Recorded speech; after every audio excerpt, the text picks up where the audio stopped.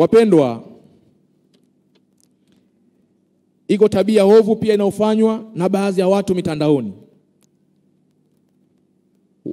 Wako watu wamejigeuza kuwa vyombo vya kejeli, matusi na uchochezi dhidi ya viongozi wetu wakuu wa taifa hili.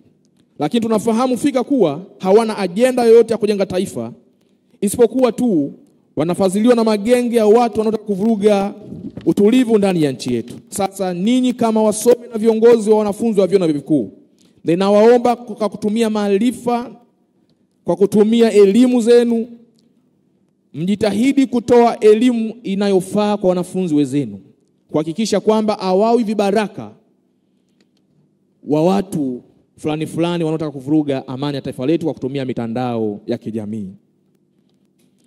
Na mwisho kabisa, ninaomba niwaambie kwamba ndugu zangu,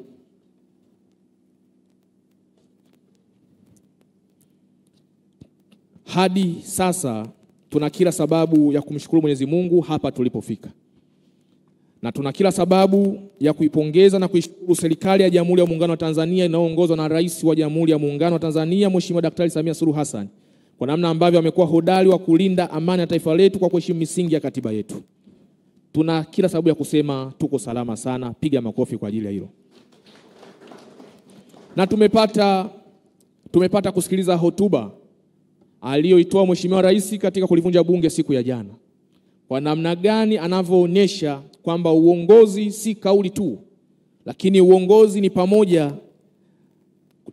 pamoja na kuonesha kwa namna gani kama kiongozi wa mkuu wa nchi anaguswa kwa karibu sana na mambo yanayohusu taifa hili. Ameeleza kwa kirefu sana siku ya jana kwa namna gani serikali yake imefanya mambo mbalimbali ya utekelezaji wa maendeleo katika taifa, na kwa namna gani serikali yake imeendelea kukabiliana na mambo mbalimbali ambayo yalinuia kuvuruga amani na utulivu katika taifa letu. Sisi kama wasomi tunampongeza kwa hotuba nzuri aliyoitoa siku ya jana, ambayo inaonesha utimamu na umakini wa viongozi wetu katika kuliongoza taifa hili la Tanzania. Na bado tutapata amani kubwa na imani kubwa kwamba tutavuka salama 2025 chini ya uongozi wa mwanamama huyu Daktari Samia Suluhu Hassan. Piga makofi kwa ajili yake.